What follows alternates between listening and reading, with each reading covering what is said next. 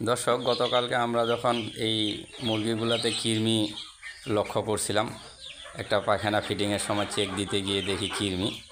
তো আজকে আমরা কৃমির মেডিসিন পানিতে দিচ্ছি। এটা হচ্ছে সকালবেলা পানিতে কোনো খাবার দেওয়া হয়নি, শুধু পানিতে কৃমির মেডিসিন দেওয়া হয়েছে। এই পানিটা খাওয়ার পরে আমরা ফিডিং করব। তো আশা করা যায় কৃমি মুক্ত হবে। এই বাচ্চাগুলোর বয়স যদিও এখনও 35 দিন হয়নি, কিন্তু কৃমি যখন দেখা দিয়েছে এই জন্য আমরা 35 দিনের আগেই কৃমির মেডিসিন আমরা অ্যাপ্লাই করতেছি।